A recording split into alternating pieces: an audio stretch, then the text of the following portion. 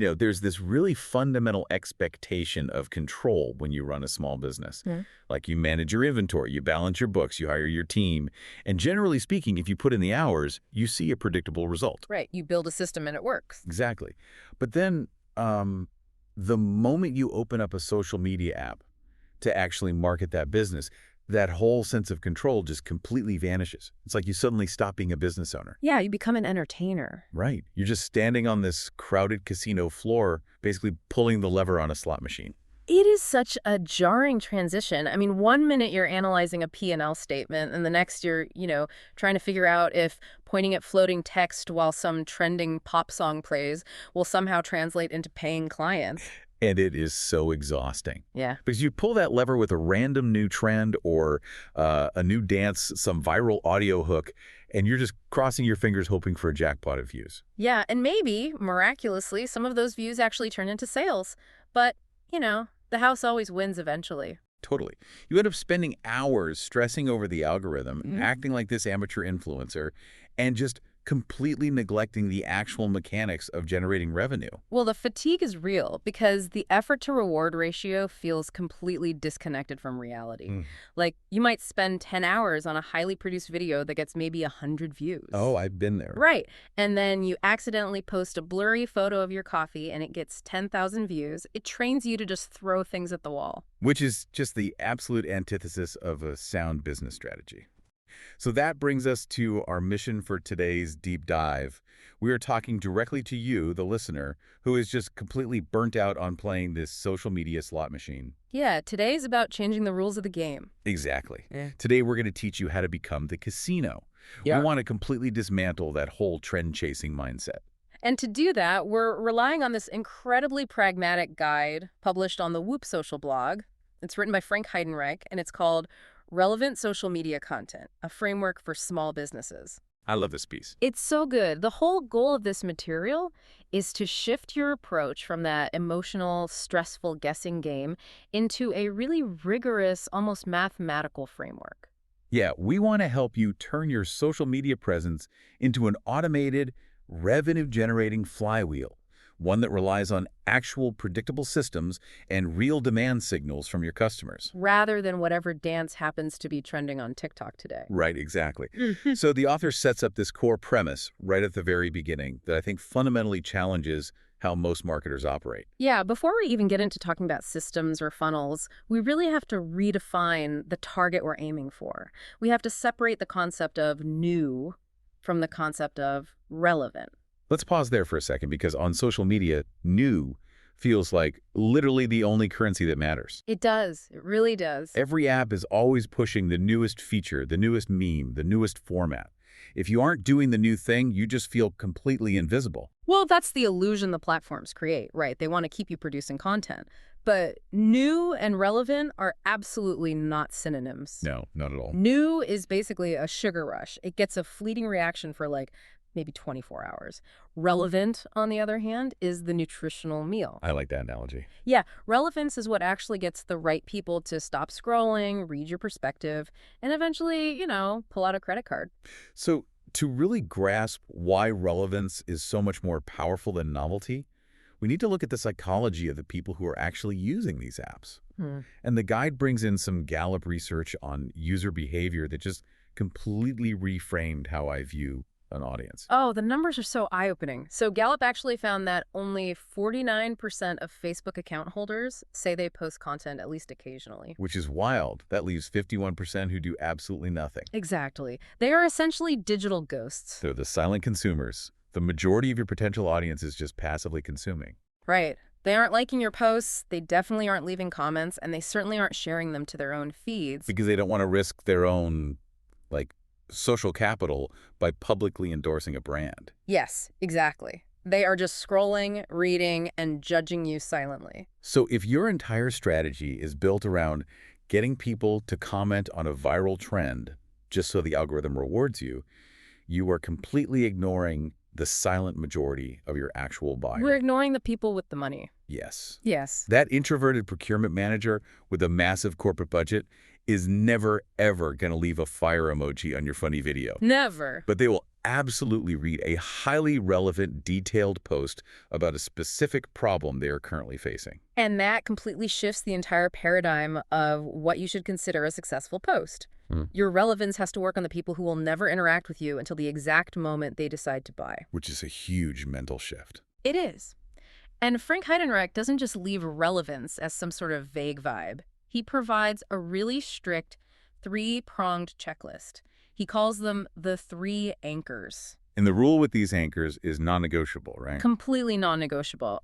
A topic is only relevant if it hits all 3 of these anchors simultaneously. If you miss even one, the post basically goes in the trash. Okay, so it acts as this immediate filter for bad ideas. Let's walk through them.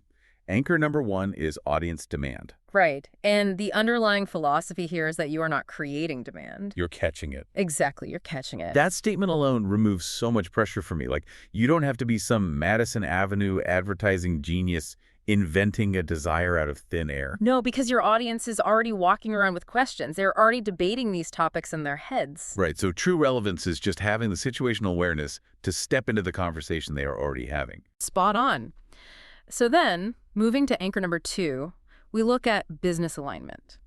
This basically requires that every single post must logically lead to a next step with your specific business. Okay, and if it doesn't?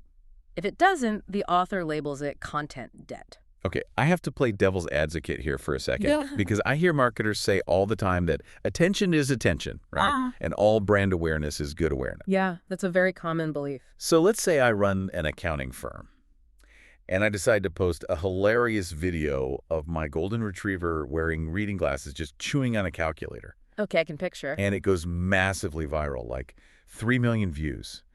Everyone in my city sees the name of my accounting firm. How on earth is 3 million eyeballs considered a debt? Well, it seems totally counterintuitive until you look at the mechanics of how machine learning algorithms actually operate behind the scenes. Okay, explain that. Because these platforms don't just count views, they build incredibly complex user graphs.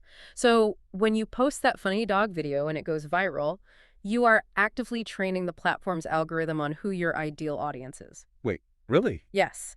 The algorithm categorizes your account, essentially saying, this profile produces highly engaging pet entertainment. Let's go find more people who watch pet videos and funnel them directly to this account. Oh, wow. So it literally tags my accounting firm as a pet influencer in the back end. That is exactly the problem. It builds an audience profile based on the golden retriever, not the tax code. Oh, no. Yeah. So fast forward to a week later, you post this brilliant, highly valuable piece of content detailing tax deductions for freelance workers, which is the actual service you sell. Right. The algorithm just does what you trained it to do. It pushes that tax post to the audience it built for you, which is a bunch of people looking for funny dogs. And those people are obviously going to instantly swipe past a boring video about freelance tax deductions. Exactly, which sends a catastrophic signal back to the platform. The algorithm sees your own audience rejecting your post. So it thinks the post is garbage. Exactly. It assumes the content is low quality, and it instantly kills the distribution. You've trained your followers to view you as a comedian, and worse, you've trained the algorithm to hide your actual business offerings. That is insane. You now have a massive algorithmic debt that you have to pay down by painstakingly retraining the system to find accountants, which honestly could take months. That is a terrifying mechanic. You are literally polluting your own algorithmic, well, just for a cheap dopamine hit of likes. It's the ultimate vanity trap. Wow. Okay, so we have audience demand and business alignment. What's the third anchor? The third anchor to complete the trifecta is platform behavior.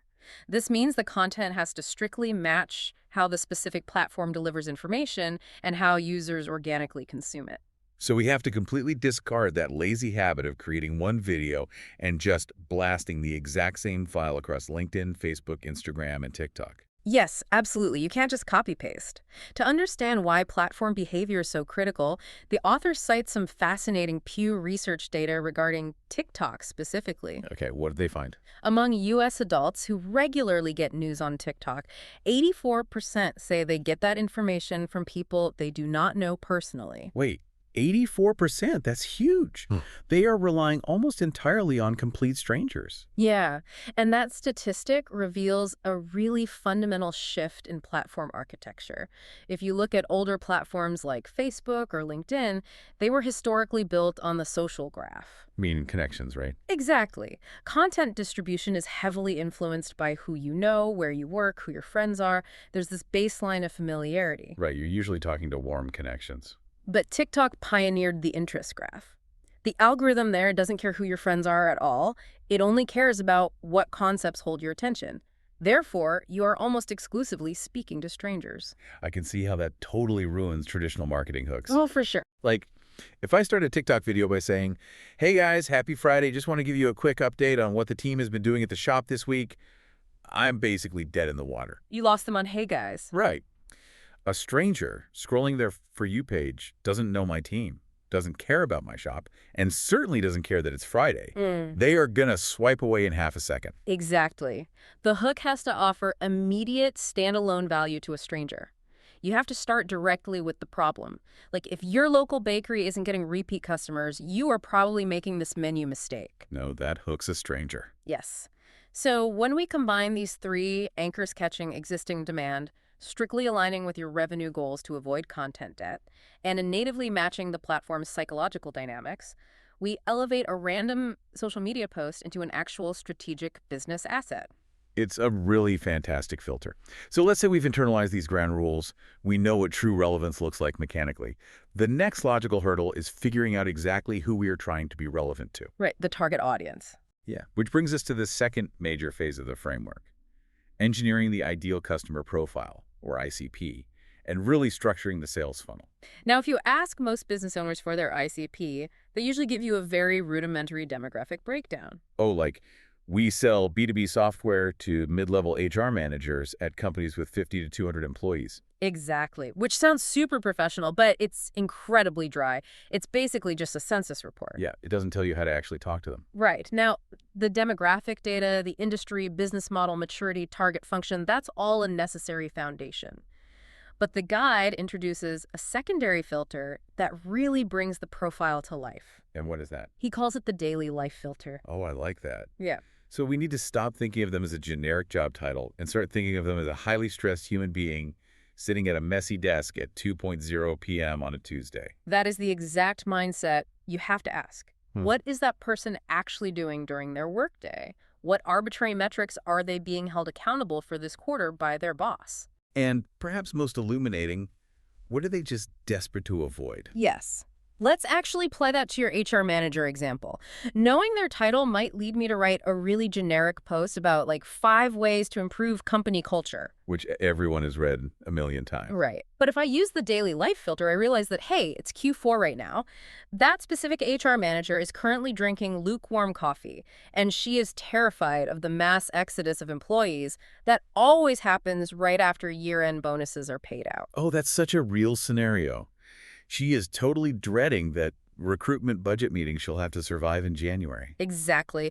Notice how your messaging immediately sharpens when you view her that way. Yeah, it really does. If you create content addressing that specific high-stakes context, like how to retain top performers in January without increasing base salary, you are no longer competing against generic marketing noise. You're dominating a highly specific niche. You are speaking directly to her immediate visceral reality. That is the difference between being seen as just another vendor and being seen as an actual mind reader. It's huge. So now that we have this hyper-specific daily life vision of our customer, we have to talk about how we actually guide them toward pulling out their credit card. We need to talk about the funnel itself. Yeah, and the text provides a data point here that is honestly incredibly sobering for a lot of people. What's the number? It's a statistic that should temper expectations across the board. The research shows that at any given time, only about 3 to 5% of a typical small business funnel is truly ready to buy. Wait, only 3 to 5%, meaning 95% of the people looking at your profile, reading your posts, and engaging with your brand are absolutely not going to buy from you today, no matter how amazing your pitch is. That's the hard truth. And understanding that math helps us avoid what we can call the 100% awareness trap. Oh, I see this trap everywhere.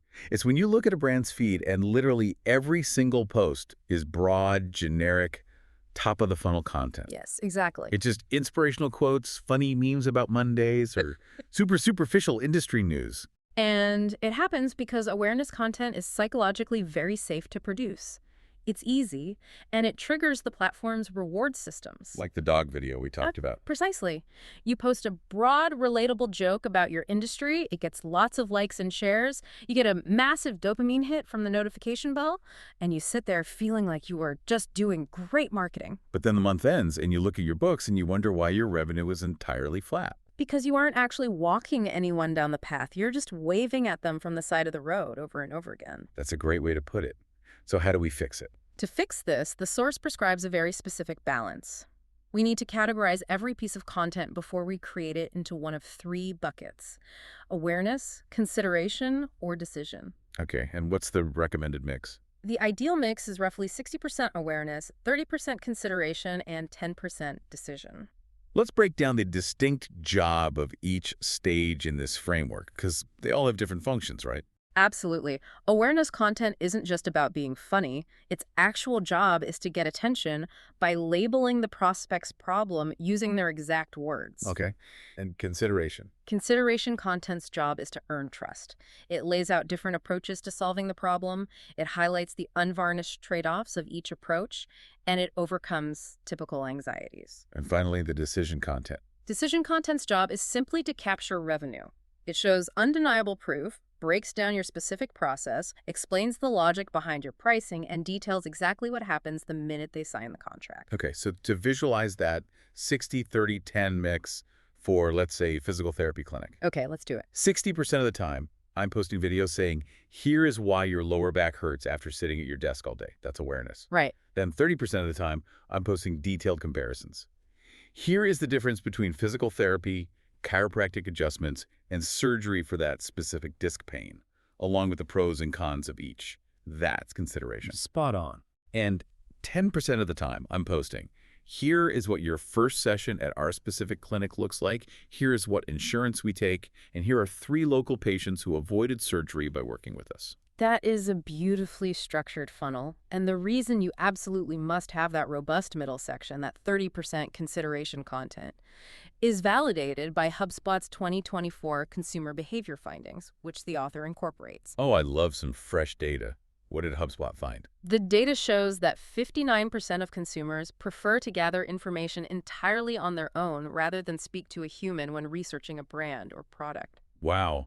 So the era of the call us for a free consultation to learn more, call to action is basically dead. It is a massive friction point now. Buyers want to self-serve. They want to investigate your claims in private on their own schedule. They don't want to be sold to on a call. Exactly. This means your social media profile is no longer just a digital billboard. It is your virtual sales representative.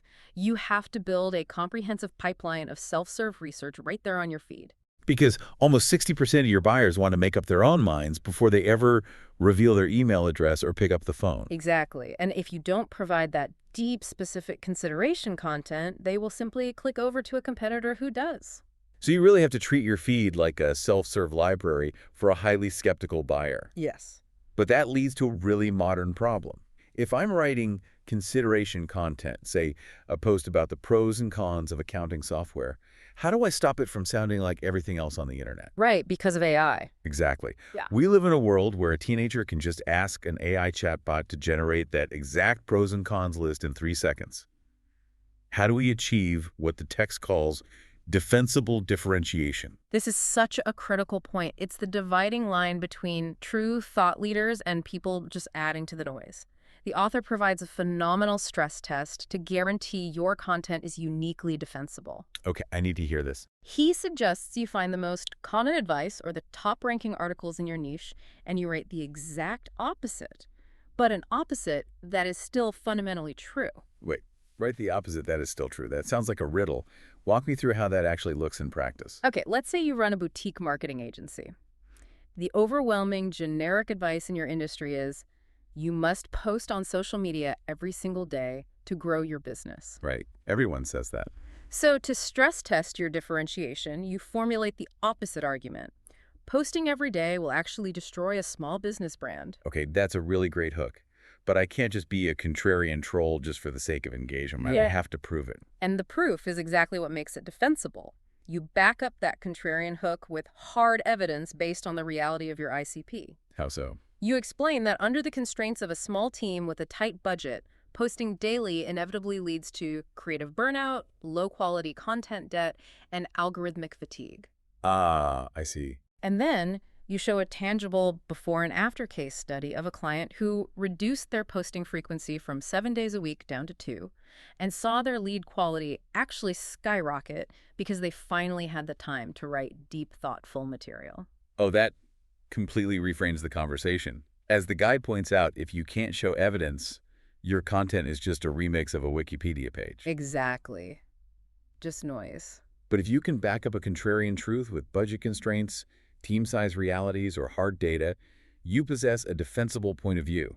You are no longer echoing the internet. You are actually leading your industry. And crucially, a defensible point of view is what people actually bookmark, remember, and repeat to their colleagues in Slack channels. So let's take stock of where we are. We know who we are talking to via the daily life filter. Check. We know we need a 60-30-10 mix to guide them down the funnel. Yeah. And we know our perspective must be defensible. But practically speaking, on a rainy Tuesday morning, where do the actual post ideas come from? The blank page prop. Exactly. Yeah. I know so many smart business owners who just stare at a blank Google Doc, sweating, waiting for inspiration to strike. Well, this brings us to the demand engine. And Frank Heidenreich makes a brilliant semantic shift here that relieves so much of that pressure. What's the shift? We need to stop thinking of this process as content creation and start treating it as demand harvesting. Harvesting over brainstorming. The metaphor is perfect. Isn't it? Yeah, because brainstorming implies the room is empty and you have to invent fire from scratch. Harvesting implies the crop is already fully grown and waiting in the field. You just have to walk outside and pick it up. And the field of data available to a small business is richer than most realize. The framework divides these demand signals into 2 categories to harvest: first-party and third-party signals. Okay, let's start with first-party. First-party signals are the most potent because they come directly from people who have already crossed your threshold. So we are talking about mining customer sales calls, the specific objections your sales team hears right before someone says no, support ticket requests, and the questions people ask during the onboarding process. Yes. And perhaps the most uncomfortable but valuable signal of all: churn reasons. Churn reasons, like why they left. The exact reasons people give when they cancel your service or return a product. I can hear the resistance to that from listeners already. Like, why on earth would I want to make public content about why people leave my business? Shouldn't I hide that? It feels incredibly risky, but think about the psychology of the buyer.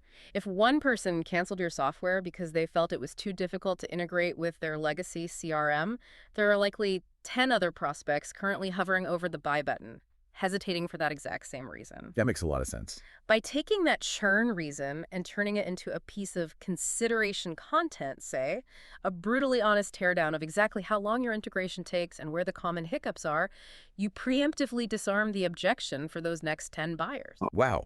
You are taking your perceived weaknesses and turning them into armor. Exactly. It builds immense trust because you are willing to address the elephant in the room.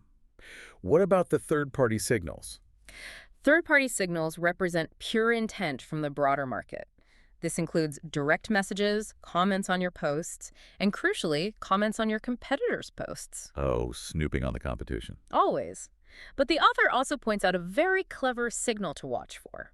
Pay close attention to the concepts people echo back to you incorrectly or the points they actively disagree with. Right. If I post a strategic framework and someone in the comments argues, this is great theory, but it would never work for a local brick-and-mortar retail shop, they didn't just insult me. No, they gave you a gift. They handed me my next piece of content on a silver platter. I just write, how to adapt this framework specifically for local retail. Precisely. And to help filter out the anomalies from the actual trends, the author offers a really practical rule of 3. If you hear the same objection, question, or misunderstanding 3 times in a single week across any of these channels, it is not a coincidence. It is not noise. It is inherent demand. So you just drop whatever generic topic you had planned for Thursday, and you address that signal. You let the market dictate the calendar. Okay, but what about the silent consumers we talked about earlier?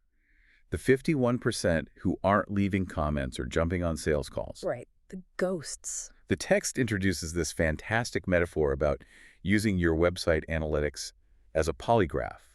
And I really want to spend some time here because it's so powerful. It is arguably the most reliable data you have. Think of an interrogation room. A prospect might tell you in a survey that they care most about your innovative quality, Sure. but their actual clicking behavior on your website reveals the unvarnished truth. It's a polygraph test for user intent. Because people lie, or at least they answer aspirationally.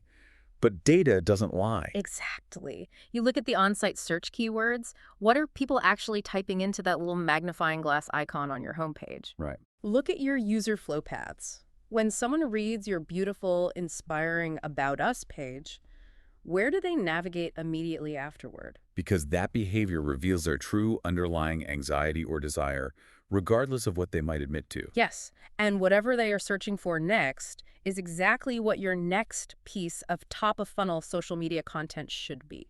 Let's play that out with an example. Say I check my analytics, and I see that 70% of the people who land on my pricing page immediately click over to the cancellation policy page. Okay, very common. My polygraph is telling me that my audience isn't actually price sensitive. They are risk averse. They are terrified of getting locked into a contract. Bingo. So I shouldn't be making flashy videos about our new features. I need to make content that transparently explains how incredibly easy it is to cancel in order to lower that specific anxiety. You diagnose the blockage and create content to clear it. It's beautiful. Now, beyond your own website's polygraph, you also need to read the platforms themselves. Right, the social apps. The framework calls these platform discovery cues, and it makes a crucial distinction between search-based platforms and social discovery platforms. How do they differ? Well, on a search platform like Google or even YouTube, you look at autocomplete suggestions and the people also ask boxes. That gives you the demand and the exact phraseology the user is comfortable with. But on an algorithmic discovery platform like TikTok or Instagram Reels, the user isn't usually typing in a query. The algorithm is just feeding them.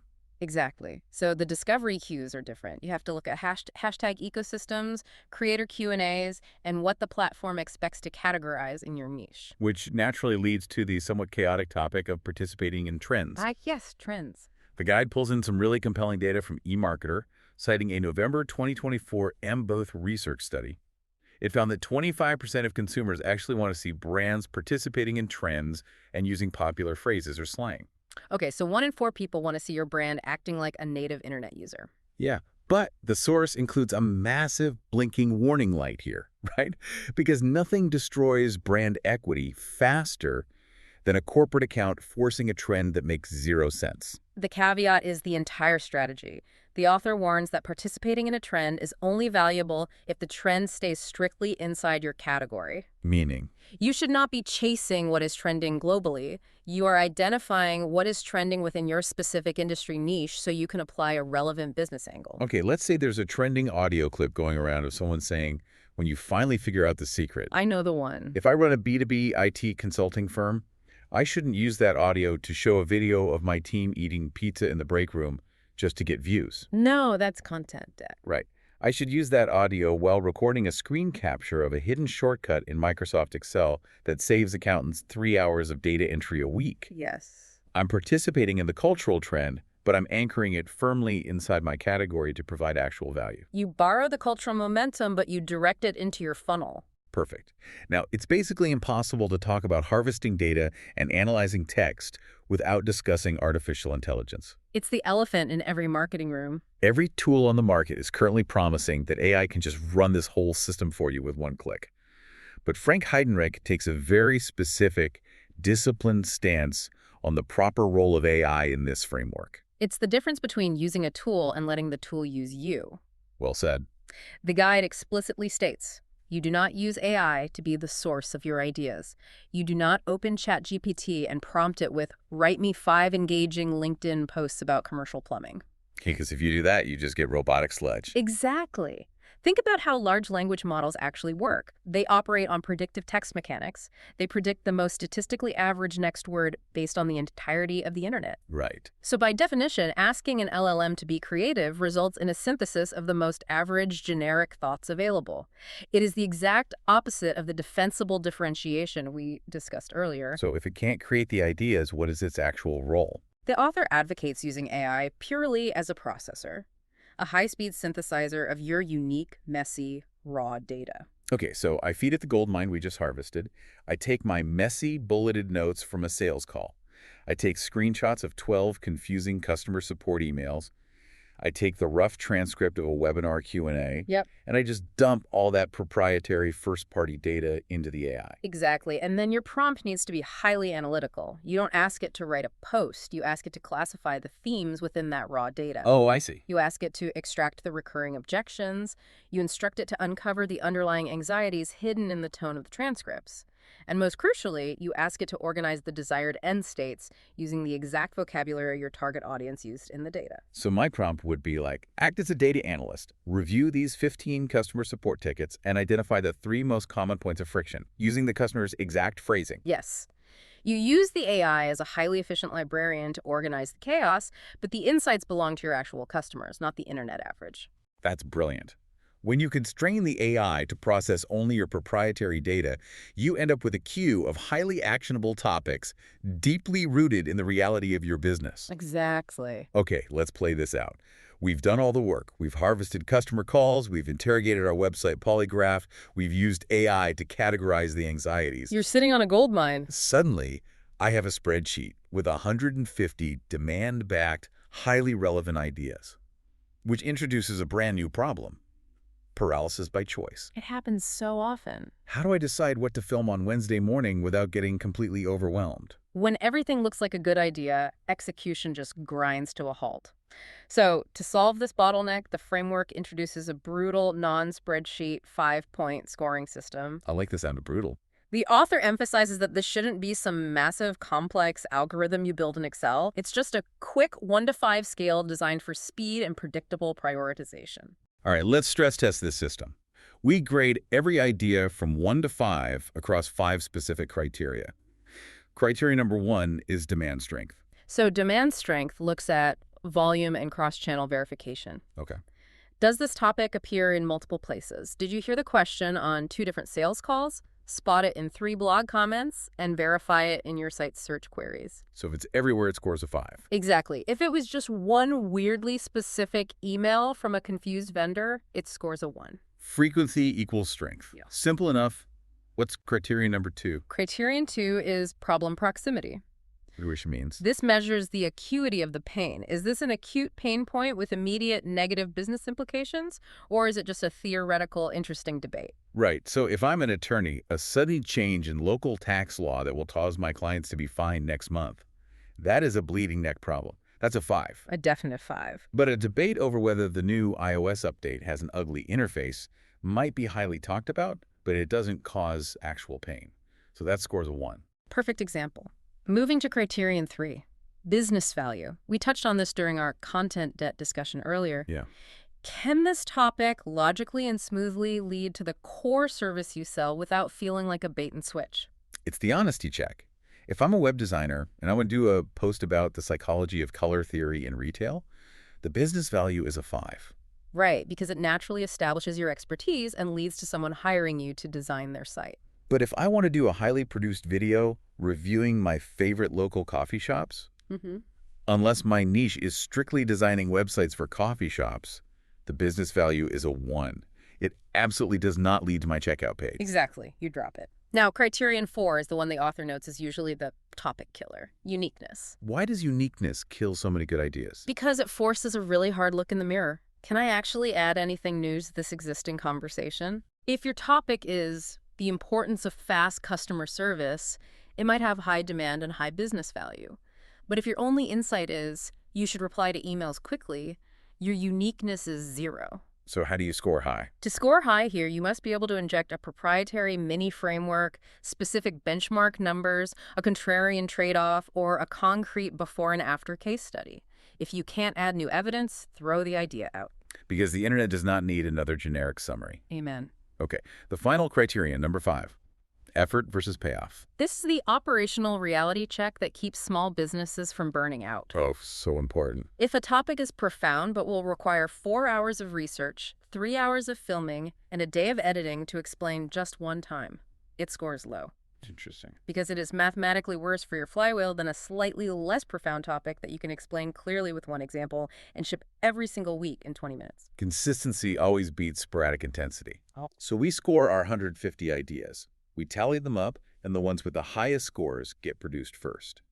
It completely removes the emotional attachment from the brainstorming process. It does. It makes it objective. But this rigorous filtering brings up a very common fear.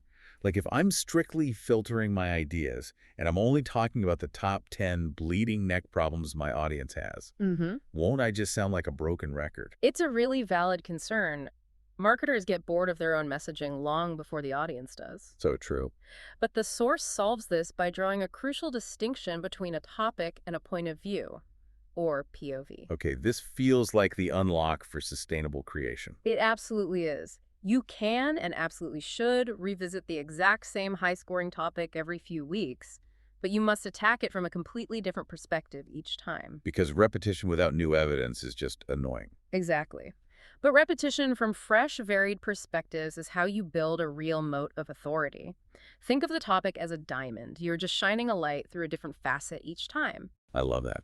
So if my highly scored topic is why small businesses need local SEO, I don't just post the words local SEO is important every Monday. Right. One week, my POV is a myth-busting angle. Myth. If you rank nationally, you don't need local SEO.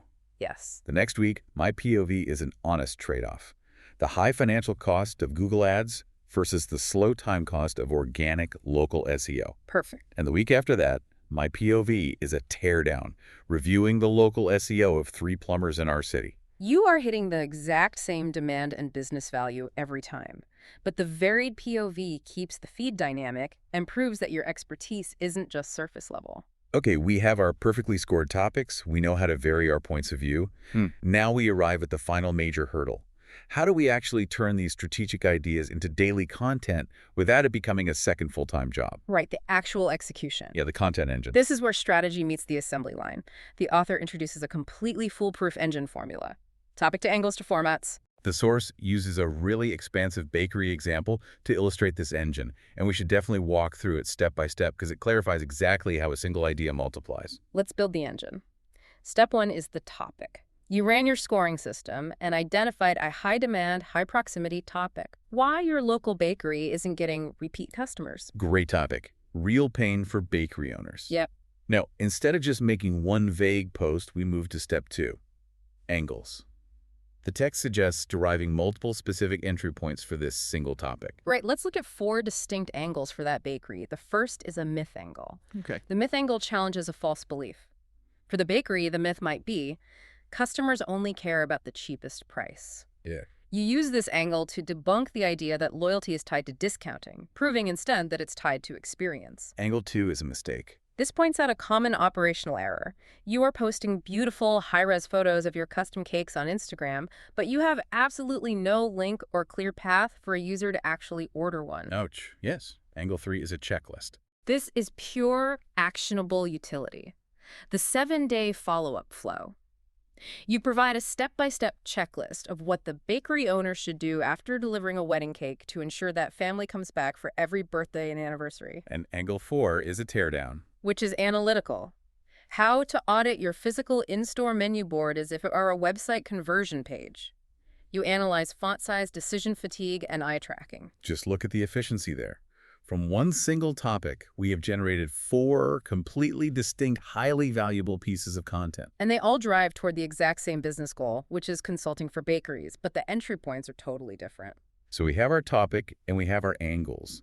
The final step is formats. We need to translate these angles into the native language of each specific platform. We are returning to the platform behavior anchor here. You aren't inventing new ideas, you are simply packaging the same angle to match the psychological state of the user on different apps. Let's look at LinkedIn first. The source notes that the LinkedIn algorithm and user base value clarity, professional structure, and organized thought. Yes, very text-heavy usually. So for LinkedIn, I take that mistake angle, the pretty photos with no ordering link, and I write a text-heavy mini essay.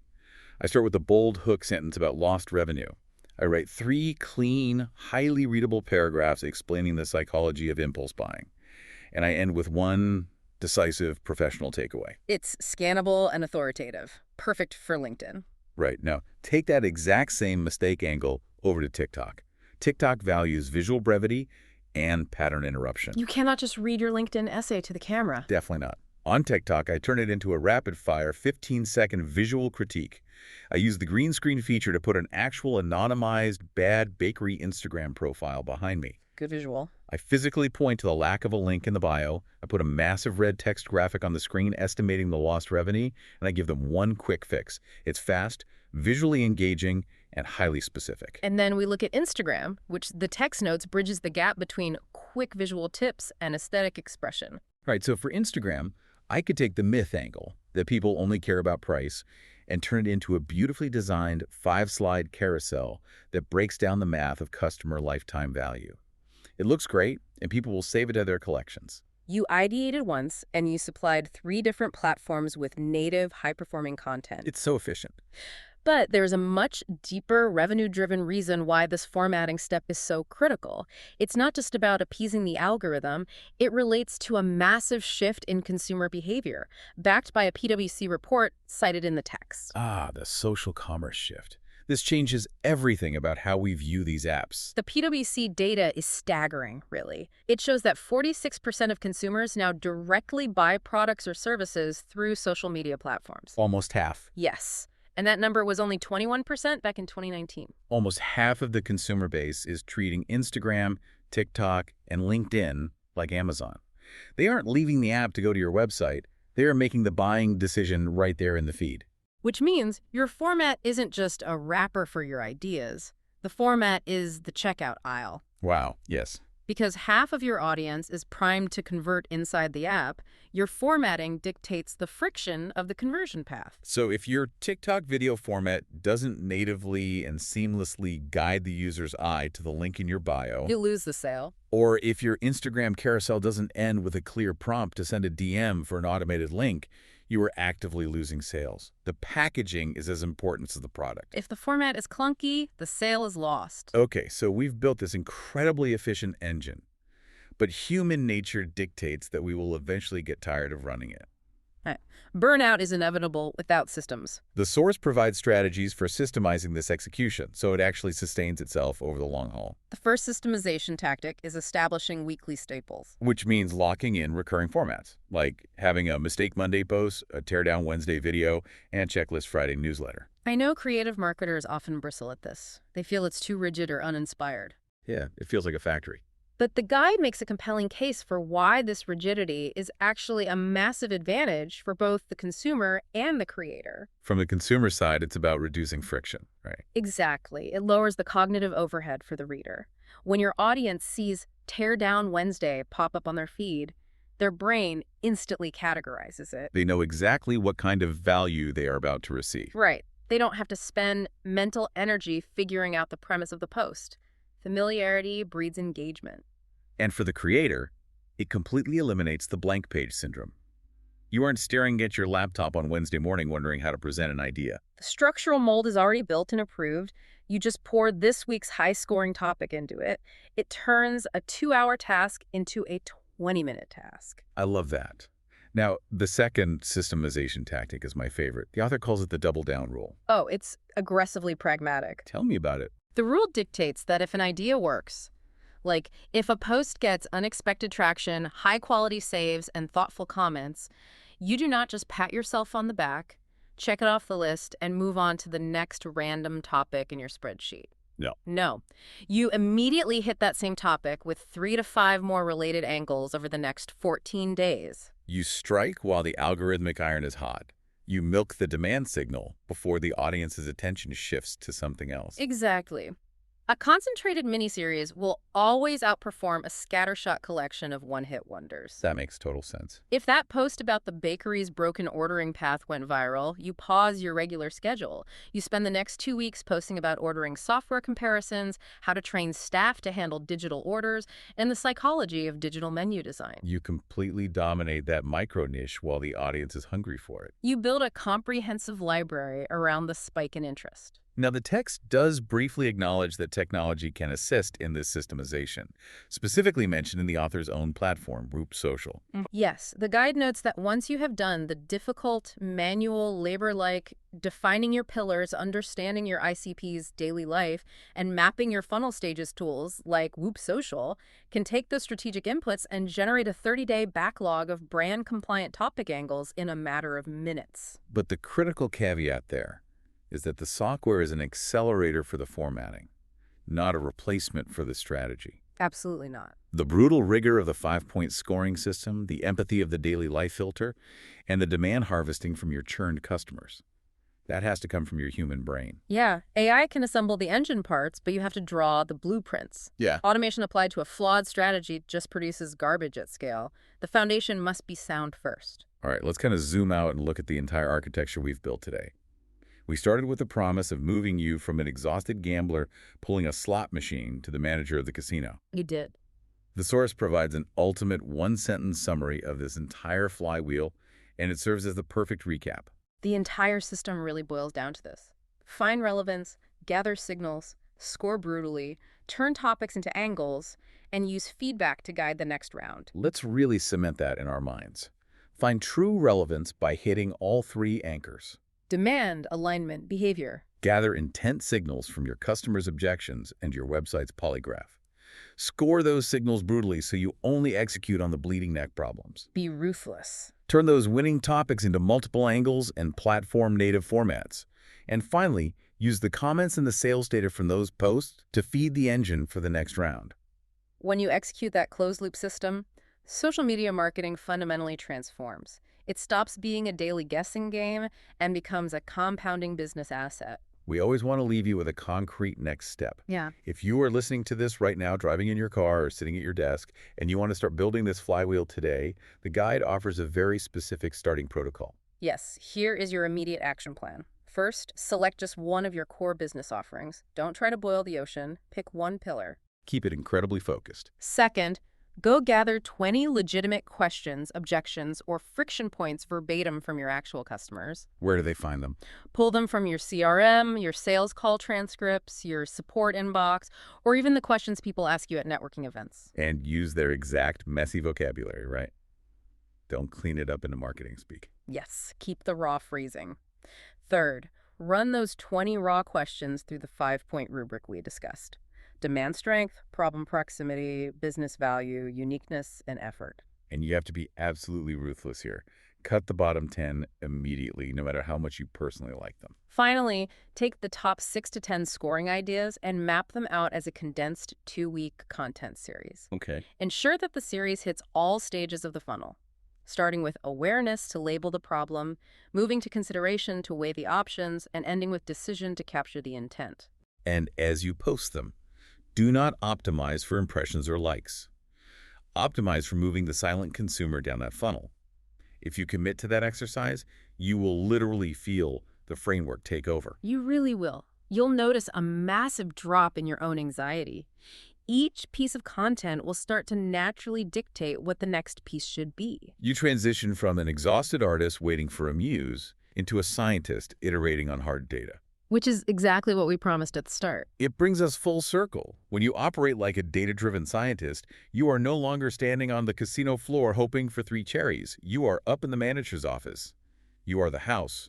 You are operating on mathematics, behavioral probabilities, and structural systems that basically guarantee a return over the long term. It is a profoundly more profitable and significantly more peaceful way to run a business. It truly is. But before we let you go, I want to leave you with one final, slightly provocative thought to chew on, something that builds on the rigidity of everything we've discussed today. Well, I'm curious where you're taking this. Well, we have spent this entire deep dive learning how to completely systemize our output. We've learned to rely entirely on answering the existing demands and the stated objections of our audience, using the data of what they are already searching for. Right. And as we've established, that is incredibly powerful for capturing existing revenue today. It is the absolute bedrock of a stable, profitable operation. But here's the paradox I want you to consider. If we only ever feed the audience the answers to the questions they already know to ask, How do we make space for the truly visionary, paradigm-shifting ideas that our audience doesn't even know they need yet? Wow. Think about it. If Henry Ford had only looked at search data and customer feedback, he would have spent his entire career posting blueprints for faster horses. That is a brilliant point. So as you build this incredible math-like demand engine to pay your bills, ask yourself, where in my strategy am I leaving a tiny bit of room to introduce the car? That is a phenomenal tension to leave them with. You need the mathematical engine to survive, but you need the unprompted vision to actually lead the market. Build the engine, harvest the demand, but don't entirely lose the vision. Thank you for joining us on this deep dive. Go gather those 20 questions, score them brutally, and walk away from the slot machine. We'll see you next time.